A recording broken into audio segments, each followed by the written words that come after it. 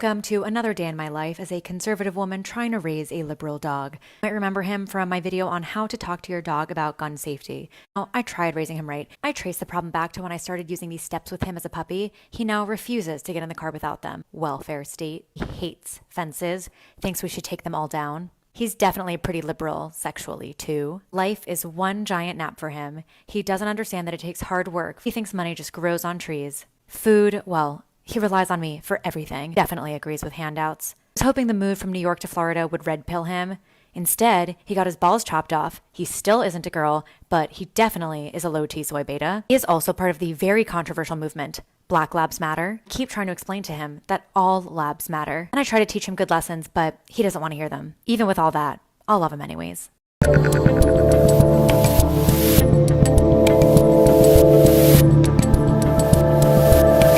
Hello, everybody. I'm Dave Rubin. This is the Rubin Report on April 30th, 2024. We're live streaming on Rumble, YouTube, and Locals. Share, tap that subscription button. You'll see the notifications, all that good stuff. I should note, no post-game show today. I'm headed to an event with Chris Rufo tomorrow at Ralston College in Savannah, Georgia. The theme of today's show is that there is an opportunity, people. Can you hear me? Is the audio working? There is an opportunity right now for the widest tent in modern American politics.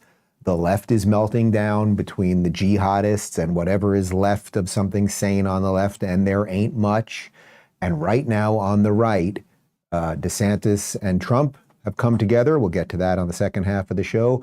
And then all the disaffected libs, the Tulsi Gabbards, the RFKs, a lot of political disagreement, but a general agreement that the American experiment is good. And if we can collect all of these people right now, if we can all be a little bit more mature, if we can all just decide not to go in on the let's burn it down thing, then I think there's a chance to save everything.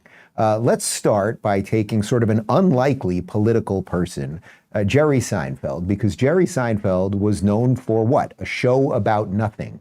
The irony of Jerry Seinfeld now being somewhat political is that his comedy was always the most apolitical thing. No one really knew what Jerry thought about anything. What's the deal with lampshades? Like it was all nothing. There was a certain beauty to that. In the last, I'd say 7 or so years, he started to speak out a bit more about what's going on college campuses. You may remember, I think it was about 7 years ago, he said, I am no longer going to do comedy on college campuses because they've become so politically correct that you can't make a simple joke. He was making a joke. I think the specific joke was he was making a joke about like a French king being like, off with their heads, like implying that they were gay or something. And he got booed and he's like, okay, I'm done with that, which I guess is easy to do when you're worth, probably a couple $100 million, which in his case is well-deserved. Anywho, he has gotten more outspoken. He went to Israel after October 7th. And here he is in an interview talking about how the left is demolishing comedy. And do you think maybe that this gives us an opportunity to fix things? I think so. Take a look. Nothing really affects comedy. People always need it. They need it so badly, and they don't get it. It used to be you would go home at the end of the day. Most people would go, oh, Cheers is on. Oh, MASH is on. Oh, Mary Tyler Moore is on. All in the Family's on. You just expected there'll be some funny stuff we can watch on TV tonight. Well, guess what? Where is it? This is the result of the extreme left and PC crap and people worrying so much about offending other people. Mm-hmm. When you write a script and it goes into 4 or 5 different hands, committees, groups, here's our thought about this joke, well, that's the end of your comedy. They move the gates, like in skiing. Yeah. Culture, the gates are moving. Your job is to be agile and clever enough that wherever they put the gates, I'm going to make the gate. There's so much there because this isn't just about comedy, although I do think the comedy portion of it is important. And actually, I'll show you real quick, Elon Musk actually retweeted that interview and he wrote, make comedy legal again. I know I show you these Elon Musk retweets. It's not just to show you what Elon's saying, but he signal boosts these things to literally millions of people. As you can see, 53 million views on that 50-second clip that we just showed you. But the point that Jerry's making is actually deeper than just the comedy thing. So you guys get it, why comedy by committee wouldn't work, right? So a stand-up comic gets out there, tries to write something funny. You either live or die on that stage. You get that reaction in real time. What has happened over the last 15 years, probably as it relates to, no, really even 20 years, because sitcoms started dying as reality TV kicked in the early 2000s, is that as everything went woke and they brought in DEI departments literally into entertainment, which DEI is the reverse of entertainment because entertainment should be colorblind and everything else, you started doing comedy by committee and it crushed comedy. You didn't no longer hire the best person because they were the funniest or the most clever or the most interesting. You hired them because, oh my God, that's a trans black lesbian, so we better bring her in to write the sitcom about the white guy. Like, none of it made any sense.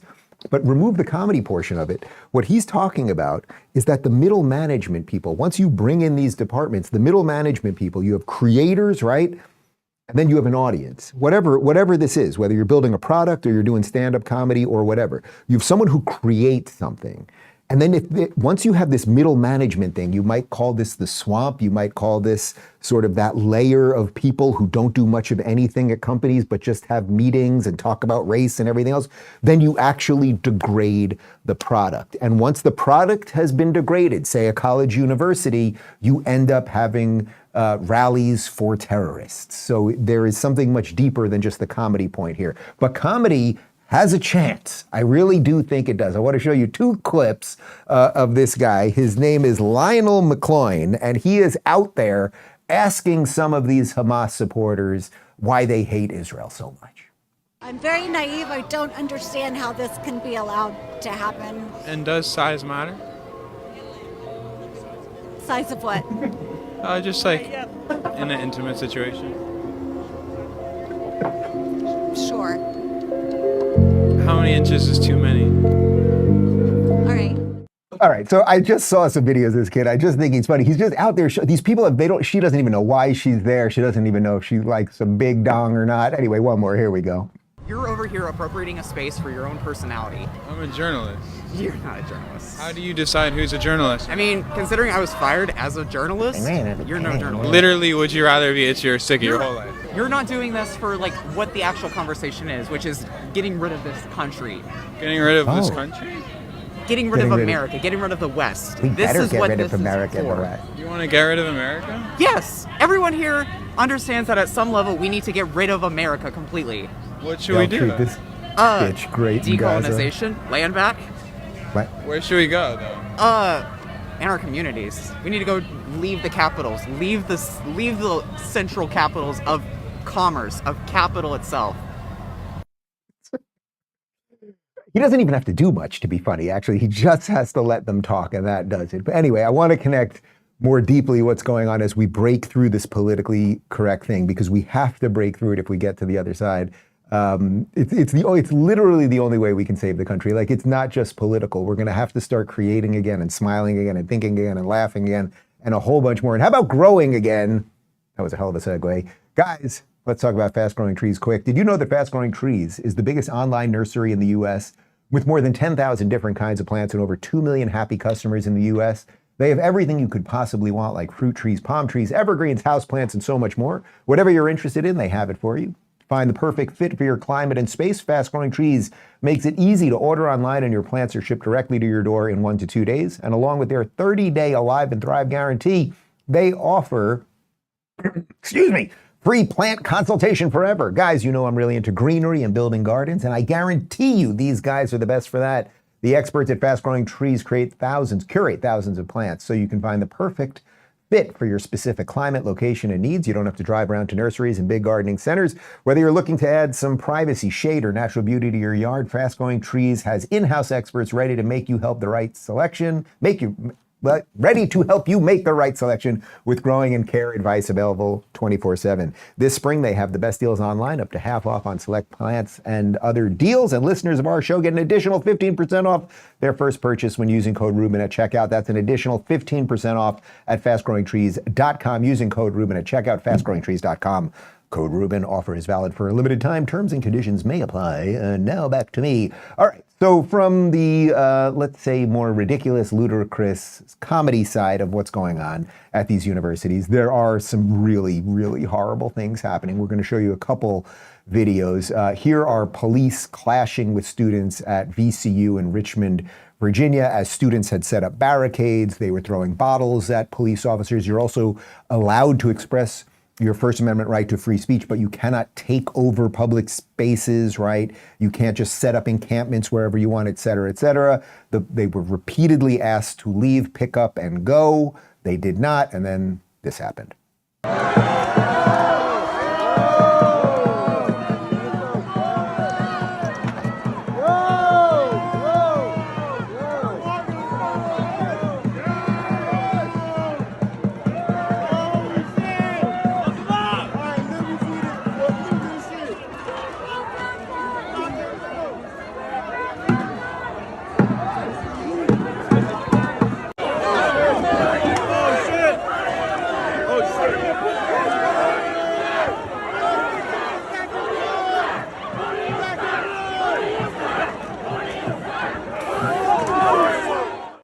All right, so let's be clear about something, because I think people seem to be a little bit confused. These are not peaceful protesters. You have every right, as I just said, you have every right to walk around and say what you want, short of calling directly for violence against people or a group. And again, they're getting as close to they can as to the edge of that as humanly possible when they're calling for river to the sea. They're also not letting Jewish students on some of these campuses. We'll get to that in just a moment. You can defend free speech, but then also understand that there is a difference between speech and action. So once you set up an encampment, once you let people or do not let people enter buildings, enter public spaces, once you start throwing things at police officers, once you link arms so that if one person is misbehaving and the police want to get involved, it ends up creating a whole brawl, you are the ones breaking the law. And we just need more adults to stand up for law and order and American values and the Constitution and the Bill of Rights, and we can put this thing down quickly. But the more we acquiesce, and as you know, Columbia has now canceled classes for the rest of the semester and they're going all virtual. Once you give them that inch, they've won already. And think about it this way, Columbia now, and they've got professors out there with these students. It's absolutely insane. Columbia is signing its own death warrant, because now think of all of the parents that have young kids that are 15, 16, 17 years old thinking that maybe they were going to send their kids to Columbia. You think they're sending them to Columbia now? So Columbia is done. Some of these other schools, UCLA is done. It doesn't mean it's done next year, but it is done in a decade from now. Maybe it'll be a pro-Hamas university, and maybe we'll have those in the United States. But as the institutions of higher learning that we have known them to be, they are completely done. If you want an illustration of that, check out what's going on here at Columbia, where the people who claim that the Jews are occupying the ancient land of Israel, which is completely untrue, note how good they are at occupying things. Here they are occupying Hamilton Hall over at Columbia, and look how respectful and decent they treat the place.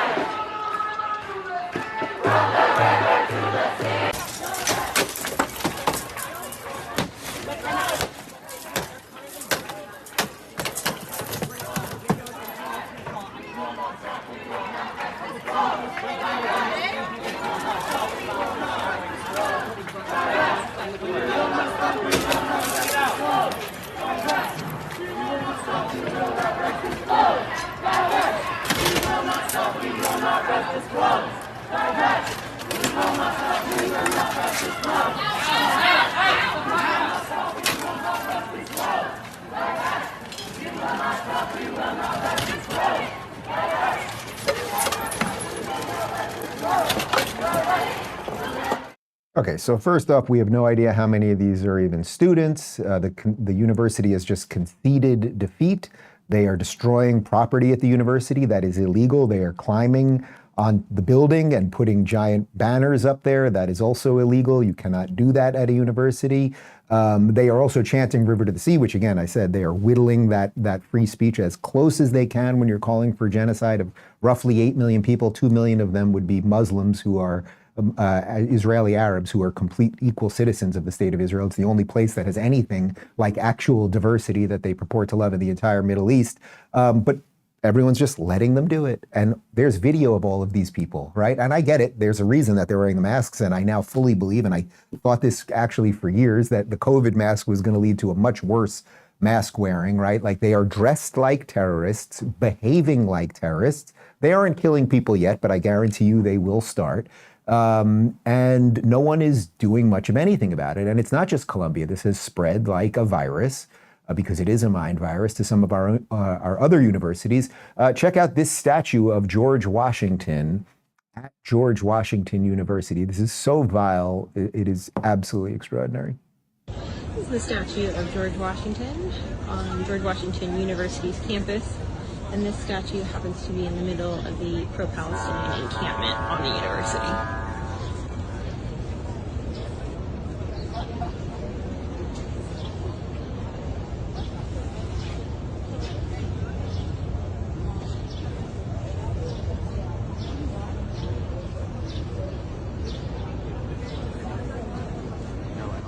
Okay, so it is not free speech and it is not legal to vandalize public monuments. We all know that. They've already done this years ago, right? This is just BLM with the mask ripped off, or I should say with the mask put on, calling George Washington genocidal. The stickers that they put on there, putting the Palestinian flag, which the Palestinian flag is only a flag of murder and death. It is not to attain a state. It is to destroy a state.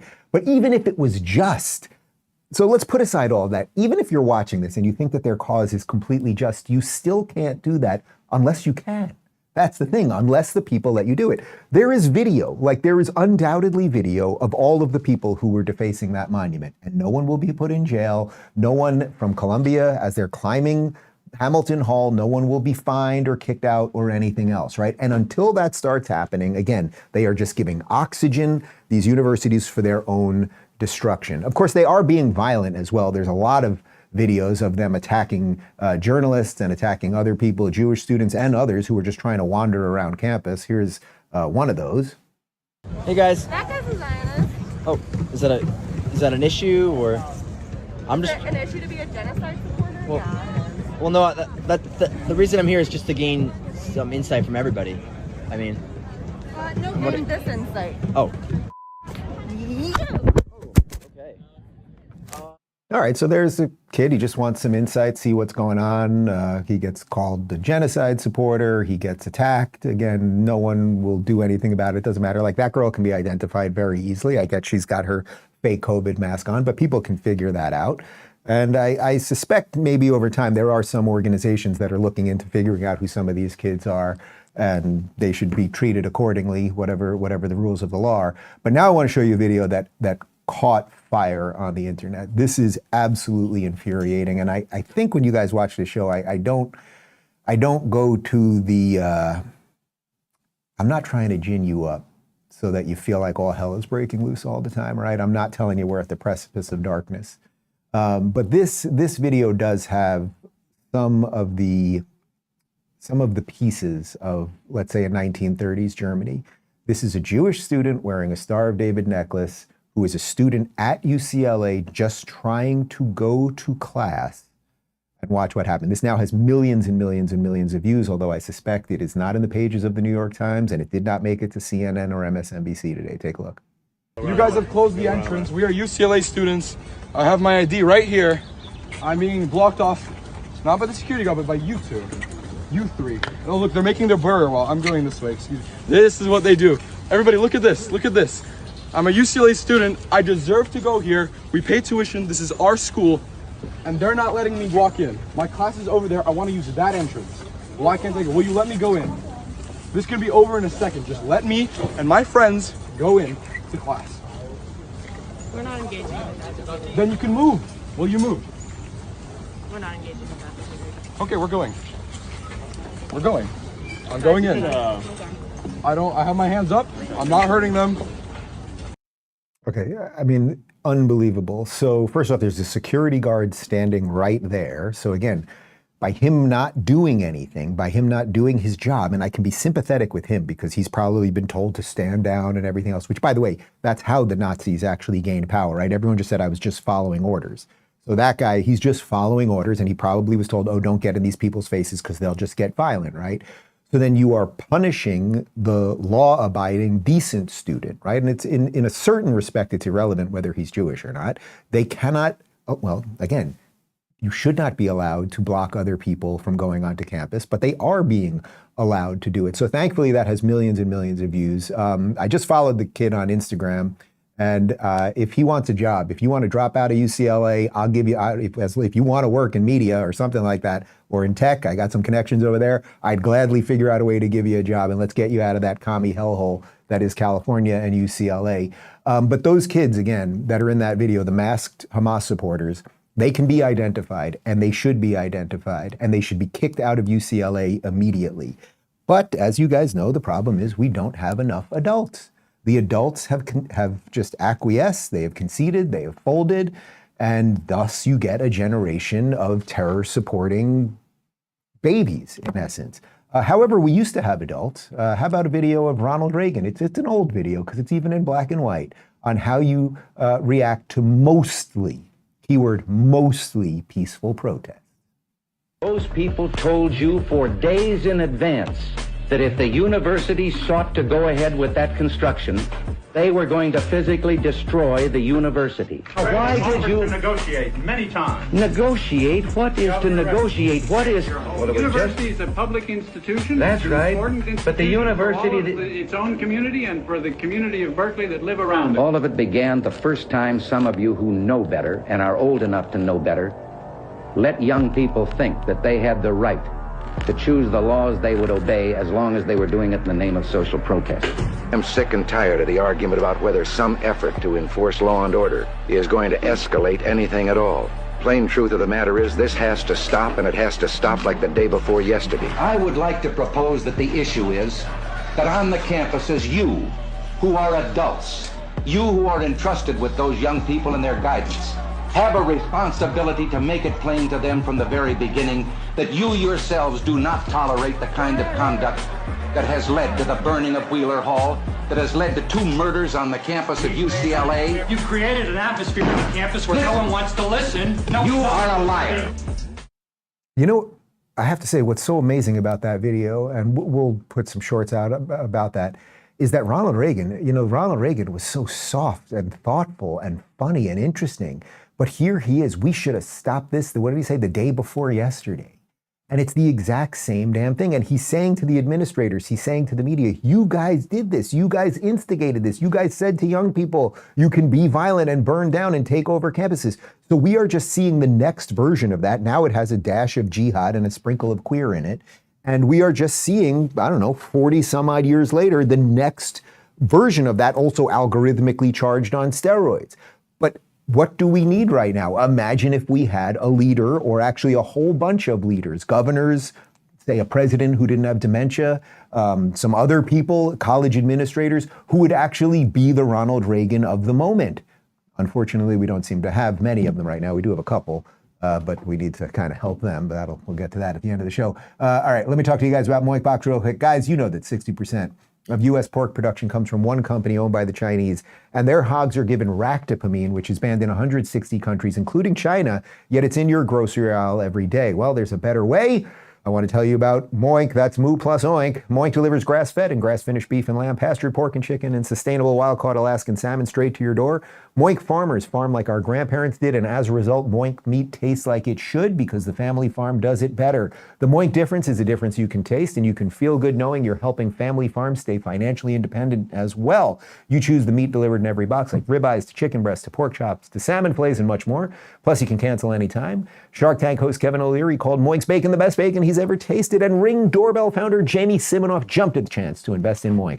Plus, they guarantee you'll say, oink, oink, I'm just so happy I got moinked. Keep American farming going by signing up at moinkbox.com/Rubin right now, and listeners of this show get 2 free steaks in your first box. It's the best steak you'll ever taste, but for a limited time, moinkbox.com/Rubin, moinkbox.com/Rubin. And now back to me. Okay, so when I started the show today, we talked a little bit about comedy, but what I also said is that there is an opportunity here, right? We are watching this psychotic split in the left from whatever was left of the sane Democrats, if there was anything left, and there are a few, right? You've all got an aunt or an uncle. and then the completely radical lunatics, Hamas supporters and the AOCs and everything else. And unfortunately, it's all sort of being held together by glue of a man that has dementia. This is a problem, but it presents an incredible opportunity. So now I want to show you video from the televised mental institution known as MSNBC, because Joe Scarborough, who's a complete idiot and a sellout and a buffoon on that ridiculous network, occasionally gets something right because he's not completely psychotic. He's a horrible broadcaster and a sham of a journalist, but he isn't a psychopath the way that most of the progressives are. So here he is just saying something true, and then we'll contrast that to some other people in the media. The adults. It's staggering. Not just to me. I know I'm a conservative. Not just to me, but to 90% of Americans. They want to know where the adults are at Columbia. They want to know where the adults are at Penn. They want to know where the adults are at Harvard. They want to know where the adults are at all of these college campuses where they're letting their students and outside agitators run across the campus, shut down debate, scream whenever anybody tries to talk reason to them,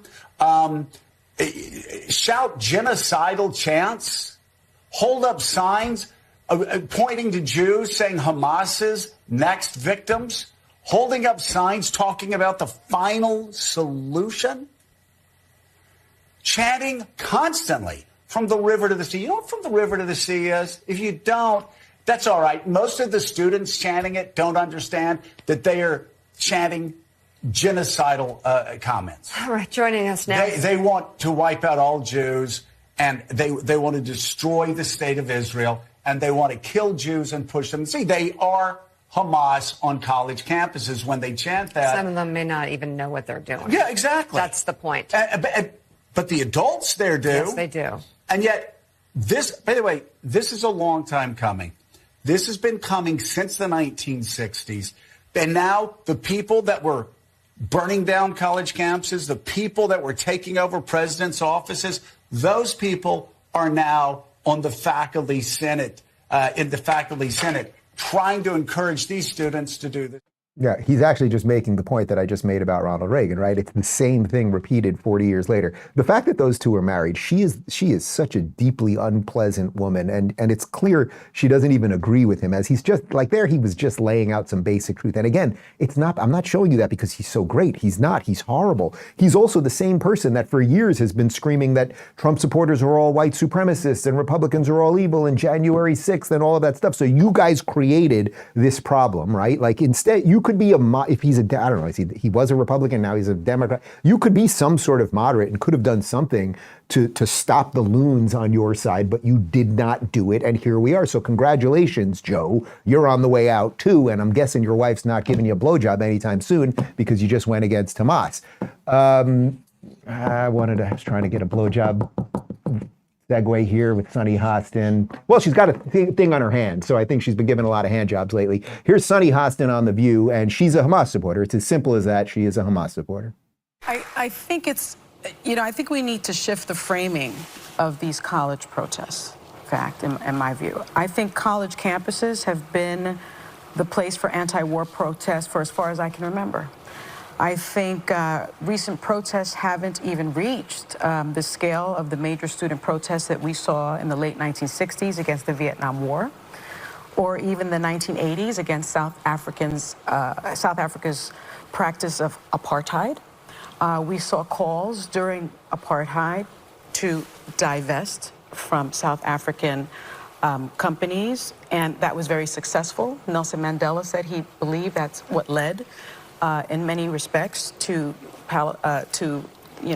South Africa being freed from that system.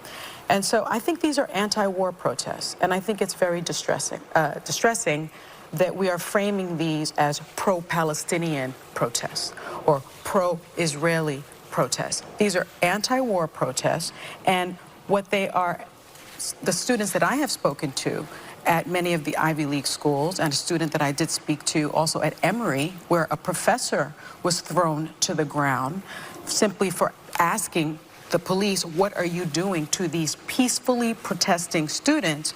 The students are telling me this is a humanitarian crisis. Okay, everything she said there was a lie. I actually have hatred for that woman. I have hatred in my heart. It's like, you don't want to have hatred in your heart, but something's happened. It's not that I just think she's evil and a racist. I now hate her deeply. Like, I'm glad something's wrong with her hand. That's not a feeling that I like to have. That's not me. I'll have to work through that. But that aside, they're not anti-war protests. The protests are calling for genocide. They want the destruction of the state of Israel. Just listen to what they are saying. They want all those dead Jews, and they don't want Jews on their campuses, and they ultimately want to destroy America, and they're not really thrilled with white people or freedom or anything else.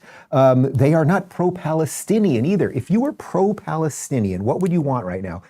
What would be a sane protest to be having right now? If there were thousands of people on the streets chanting, Hamas, let the hostages go, well, that would end the war. If Hamas right this moment, as I'm speaking right now, as you're watching this live stream, if Hamas just let the hostages go, Israel would stop attacking. They'd have their people back, and then they have to work out territorial stuff, and there's going to be many, many years of bad blood and everything else. But like, that would be, if you were pro-Palestinian, so you wanted to save the Gazans' lives, let's say, you would be anti-Hamas, but these are all pro-Hamas. Now I want to show you one more. Oh no, we got two more of the view, but this Whoopi, she was one of the most beloved actresses in America. She has morphed into part predator, part Jabba the Hutt, and total terror supporter. Enjoy. I haven't said anything. I'm sorry. I do have to do this.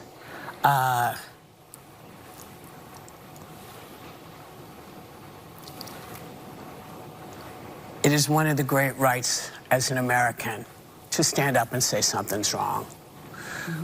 Regardless of what your color is, if you're a woman, man, doesn't matter. And we must teach our people how to be on the lookout. Part of our problem is the media takes what is the best clickbait. So you see the same posters or you see the same people, but you don't see the folks who are doing peaceful stuff and saying, here's what we want to do. I would caution the media to be very careful about what they're doing and how they're handling this, because what they seem to be doing is pushing a narrative that people are pushing against, which students are pushing against, which I'm thrilled to see, because I like when students get mad and say, we want a change made. Oh, do you, Whoopi? Because I'm pretty sure if this was a bunch of Trump supporters and they were stopping black kids from going onto college campuses and calling for, I don't know, the destruction of a black country, a largely black country, you would not be saying that. Your hypocrisy is ridiculous, you fat bitch. We're going to drop the other. You see what they did to me? You see what they did to me? We're going to drop the other view clip because we're in a bit of a rush today, and I can't do it anymore. It's not good for me. It's not good for me. I want to show you something by Guy Benson, my friend Guy Benson. He's been on the show many times. He's a Fox News contributor. I thought he had a tweet that really summed up politically what's going on here and what the opportunity really is. He wrote this: horror show of a CNN poll for Biden. Trump ahead outside of the margin of error. Up even bigger with expanded field. Majorities see Biden's presidency as a failure and Trump's as a success. 60% disapproval for the incumbent. I want to focus on the Israel war data point for a moment. Biden is at a dreadful 28-71 on his handling of the Israel-Hamas war. Media will focus on him being deep underwater 19-81 on the issue among young voters, pushing the narrative that he's still seen as too pro-Israel. But he's relatively strong on the issue among partisan Democrats, 46 and 53, among Republicans and independents who are much more pro-Israel than the Democratic base at this point. He's at 13 and 87, 27 and 73 respectively. Now here's the key part. Biden has pandered hard to the Hamas sympathizers for weeks. This has earned him approximately zero credit with that crowd. Meanwhile, normies and Israel supporters are disgusted with his handling of the issue. He is impressing no one, and Israel supporters heavily outnumber Israel's haters in America, despite what he might be seeing and hearing on his favored cable news channels, on social media, and among his hyper online staff.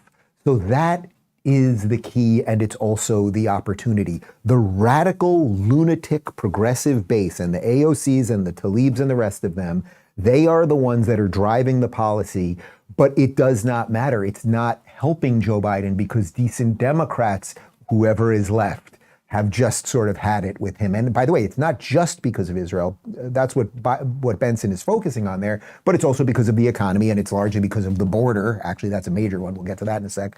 And they've just absolutely had it with him. And actually, people see the complete incompetence of this administration. And speaking of incompetence of this administration, Karine Jean-Pierre, the diversity hire who's running the White House press secretary office over there, here she is, and she just doesn't know what's going on at these college campuses. Nobody's got a phone. They haven't spoke to anybody. She doesn't know. I'm sorry if I missed this, but is the answer no? The administration has not been in touch with anyone at Columbia.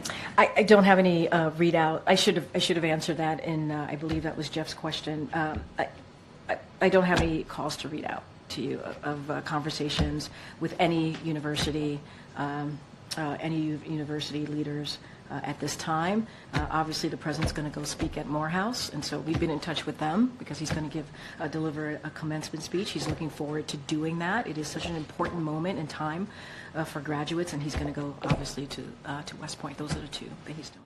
Oh, it's an important time for graduates. Does he have anything to say about USC, which canceled graduation because of this? Is it odd that that man can't just get on the phone and ask a couple college presidents, hey guys, are you able to defend the rights of your students who are peaceful and who just want to go to class and the rest of it? But no, he can't. Now I want to show you one other thing, because I'm talking about this opportunity, right? The opportunity for this wide tent. All hell is breaking loose in the administration. This is from the New York Post as it pertains to that lady. Top aides to President Biden secretly hatched a plan this past fall to replace White House Press Secretary Karine Jean-Pierre by recruiting outside allies to nudge her out the door, the Post has learned. Jean-Pierre, who made history in May 22 by becoming the first black and first openly gay person to hold the position, fabulous, had developed the exasperating habit of reading canned answers directly from a binder to reporters at her regular briefings, offering what her superiors viewed as a less than compelling pitch for the 81-year-old Biden as he readied his re-election campaign. De facto White House communications chief Anita Dunn, 66, the wife of Biden personal attorney Bob Bauer, told colleagues she had decided to call in prominent Democrats to explain to Jean-Pierre, 49, that the time was ripe to move on, sources told the Post. There were a number of people she asked to engage Karine. Said one source who heard of the strategy directly from Dunn, whose role as senior advisor has been filled during the past 3 presidencies by Jared Kushner, that was under Trump, Valerie Jarrett under Obama, and Karl Rove, George W. Bush. The source also told the Post that Dunn had claimed that White House Chief of Staff Jeff Zients knew about and supported the cloak and dagger scheme to rush Jean-Pierre out of the West Wing. There's a huge diversity issue, and they're afraid of what folks are going to say, added this source, who said they learned of the effort from multiple people briefed by Dunn and confirmed at least one person from outside the administration did speak with Jean-Pierre. She has been pretty consistent in telling people from the minute she got the job that she was going to stay through the election. I think Karine has decided to stay come hell or high water, and that's that. Do you realize, guys, how absolutely spectacularly beautiful this is? They hired this woman because she was a black lesbian. She was not qualified. She has been over her head on all of this. She's unbelievably awful. She cannot answer a question honestly. Everyone thinks she's a liar and not competent at what her job is. But congratulations, Democrats. You went all in on DEI, and now you are afraid that this woman who is ruining your chances at re-election, because Biden's 81 and has dementia, everyone, you can see in the polls that everyone's turning against him, and you put her out there to defend you, and you're afraid if you replace her now, she'll burn you down because she'll say you fired the black lesbian. Mwah! I love you people. It's spectacular. I feel much better now. I'm sorry about that Sonny Hostin thing. It's just great. Just great. Anyway, so what is the opportunity? Well, we've got some interesting info here because most people are starting to come around once again to a certain orange man, and with good reason. San Diego city leaders say on Wednesday alone, 2,000 migrants were apprehended. The new reality appearing to change the minds of Americans on the best way to respond. A brand new Axios Harris poll just found a stunning 51% of Americans now support mass deportations of undocumented immigrants. That includes 42% of Democrats. You see, so now 51% want mass deportations. There was a certain orange man who wanted to build a wall, and he was told he was racist. And then we got rid of him and we brought in a man with dementia. And now 7 million people have come in 3 years. So the point is the left is becoming wildly divided right now. Whatever sane portion of the left or old school Democrat, for as bad as you think they were probably or are, they are now in a fight with the radicals, and the radicals, all they've got is you're racist and I'm a lesbian and everything else. So the left is becoming divided, and I think something interesting is happening on the right. It is starting to become a bit divided. So now I want to show you video of James Carville. You know James Carville, he was the legendary Democrat strategist, helped get Bill Clinton elected a couple times. Here he is talking about that divide on the left and what might be happening on the right, and it's very scary if that all happens the way he sees it might. If they get a hold, there will be no government left. There will be no rights left. You'll live under theocracy. You'll end up with Christian nationalism. But that's all right, you little 26-year-old. You don't feel like the election's important to me. They're not addressing the issues that I care about. He seems like a pleasant guy. Anyway, you may remember I sat right next to him on Real Time with Bill Maher, and I told him that the Donald Trump very fine people on both sides, Charlottesville, Virginia thing, that was a complete hoax, and check his response. People on both sides of Charlottesville? I don't know. Did I hear that, or did I make that up? That Trump said there are good people on both sides. He didn't say that. He did not. He said it, but a sentence later he said, I'm not talking about the white supremacists and the neo-Nazis. Well, yeah, after. It's like Elon Musk. It was badly phrased. Yeah, you can't bust my lie in real time on Real Time. Okay. So if these are the people, you see what they're doing. This is what MSNBC does all the time. If Trump is reelected, fascism, racism, Nazis, blah, blah, blah. Meanwhile, they've got their modern Nazis taking over universities and everything else. So the opportunity right now for Donald Trump, for anyone who is sane and loves this country and wants this beautiful thing to continue just a bit longer. Let's try just a bit, and then we'll get on to the long-term project. We've got to start coming together. And guess what, guys? There's a lot of evidence of it. Check out what happened yesterday. This is from the Leading Report. Breaking, former President Donald Trump and Florida Governor Ron DeSantis allegedly met privately this morning in Miami. And it is true, they did in my fair city. And here's a post from Donald Trump right after that meeting. I am very happy to have the full and enthusiastic support of Governor Ron DeSantis of Florida. We had a great meeting yesterday arranged by my mutual friend Steve Witkoff at his beautiful Shell Bay Club in Hollywood, Florida. The conversation mostly concerned how we would work closely together to make America great again. Also discussed was the future of Florida, which is fantastic. I greatly appreciate Ron's support in taking back our country from the worst president in history of the United States. November 5th is a big day. So look, there was a whole bunch of fighting. It is refreshing to see him called Governor DeSantis and Ron instead of DeSantis and everything else. I hit Trump left and right because of all of that stuff. But if these two guys are coming together right now, that shows you whatever rift was existing on the right is starting to be healed. My friend Jesse Kelly, I thought, had a great tweet on this. He wrote, Trump and DeSantis burying the hatchet is one of those things that's good for everyone, and most hardcore supporters of each probably won't be able to see it. It's good for Trump. It's good for DeSantis. There are no downsides to it. Take the W. Right. So guys, even if you're watching this show and you're still pissed at Trump because of some of the things he did to DeSantis during the primary, and it's all legit, there's an opportunity here. Even if you're a Trump person and you thought that DeSantis was just supposed to wait and never go against him, there's an opportunity here. And bringing this together is part of the wide tent. And now let's get to the other side of the wide tent, because that's bringing the more traditionally right-leaning people together. But now what I think we can do with this wide tent is start bringing in the lefties. I sat down with Tulsi Gabbard a couple days ago in this very studio, and I asked her if she would be Trump's VP. So on that note, I'll ask you the last question. You know what it is already, but I'll frame it a little bit differently, which is that I think you should be the choice. It is obvious to me, like it's really obvious to me that if Trump wants to win this election, he needs to bring in what you represent, and you are you. So if you get the call, I've heard you answer this at least once already, but I sense that the momentum is going to go in that way. Like, you ready? I'm ready. I'm ready because I know what is at stake in a deep and visceral way in this election. I'm not on a ballot. I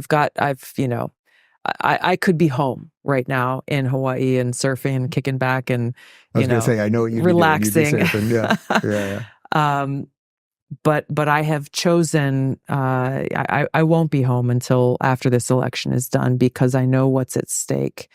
And if that call came, I would say yes. And I'd be honored to serve my country in that way and to be in a position first to help win this election, to stop the Democrat elite from destroying our country, and then actually begin the real work of getting our country back on track. And that starts with having people of courage in our government who care more about the country than they do about the political elite in Washington, and actually rooting out the deep rot that exists within our bureaucracies, the administrative state, the deep state in Washington. It's going to take a team of joyful warriors to go and fight that fight, because as we've seen time and time again, there are a lot of powerful people who are unelected in doing everything they can to hold on to their power at the cost of the well-being of the American people. You think she'd be better than Kamala Harris? It's good to see. Is that even a question? All right. So I think you guys get it, right? So now if we've started to heal the wounds on the right, the Trump DeSantis thing, right? And now you start looking to the left and you go, boy, there's all these disaffected Democrats. They want to be part of this. They're leaving the party in droves because it's not just Tulsi. It's people like me. It's people like Bill Maher. It's people like Joe Rogan. It's people like Elon Musk. But you got to give them room to do it. I think Tulsi represents that. Now you got something real wide. And I want to add another guy who the day he announced he was running for president as a Democrat, I said he will not be a Democrat by the end of the thing. I said, I don't know if he's going to be a Republican, but I guarantee you he won't be a Democrat. Here is RFK talking to Ben Shapiro about what Trump needs to do better this time around. To the regulatory capture, I think that even President Trump would admit at this point that he would have to do a much better job in his second term with regard to staffing. But why do you give him a second term if he's messed it up so badly the first time? He said he was going to do that the first time. If I had been president, I would have done it. He was able, and even when he knew what was wrong, he said, well, I'll never lock down this country. But he got rolled by his bureaucrats. I mean, I think that a lot of people who support President Trump, myself included, will believe that he got rolled by his own state. Yeah, and that's why 2020 was a disaster. We need somebody in there who will not get rolled by their bureaucrats. The last day my uncle took a vote, and he already knew what he was going to do, the embargo. He said, he took a vote. He said, this is the final vote, and they voted 8-6 to invade. And my uncle said, the 6 is a habit. So what he was saying is, I'm listening to you. You're experts. I value your advice, but I'm going to make up my own mind about what's good, what's best for this country. And when it comes to deregulation, President Trump has shown that he doesn't have that capacity. Okay, so why am I showing you guys that clip right now with RFK going after Trump? Because the point is, if Trump learned from the lessons, and then he can bring in the ex-Dems, and then imagine you've got Trump as president, you've got Tulsi as VP, you have DeSantis, maybe he goes to attorney general or something, although quite honestly, I'd rather him just stay here in Florida. Now imagine Vivek, as chief of staff going at it with the media. I mean, that would be freaking something. And then what if you had as RFK as either head of the CIA or NIH, or just tasked with the job, maybe he's attorney general, or just tasked with the job of blowing apart the agencies. You start building a super team. Then a guy like Elon Musk is like, you know what, I'll help you staff too. And you want to come and America will be the first country on Mars? How about we do that? Guys, we can do it. The opportunity is there. Let them run on the Hamas ticket. Let them run on the diversity, equity, and inclusion ticket where everything is melted down and destroyed. And a guy with dementia is the avatar for the destruction. That is the opportunity. We actually did have one more RFK clip talking about how we get out of this thing and to bridge that left and right divide. I'm going to go now. We're going to show that to you as the cold close, and we will be back tomorrow from Savannah, Georgia. We're going to do a show from my hotel room. First time ever. We're testing it out from the official Dave Rubin hotel room in Savannah, Georgia tomorrow. Okay, ciao. Goodbye. We're right now fighting Democrats, Republicans, and I don't think it's Democrats and Republicans. I think that's a stage show. I think it is the elites and the people. It's a populism and like a class war, like you say. Populism is easily hijacked by demagogues. Yes. But it doesn't necessarily have to be dark. Yes. It doesn't have to be fascism or Nazism. Yes. It was the populist movement in our country in 1903 that got rid of the Gilded Age, and we got the 40-hour work week. We ended child labor. We got women the vote. We got the Sherman Antitrust Act passed, and we made corporations to pay taxes for the first time. We're seeing a revolution in this country that's gonna happen. You can't have a situation, 57% of the people in this country can't put their hands on $1,000 if they have an emergency. 54% of the people in this country are not making enough money to pay for basic human needs. And there's going to be a revolution, and is it going to be captured by dark regressive forces, or are we going to be able to keep it as an expression of idealism?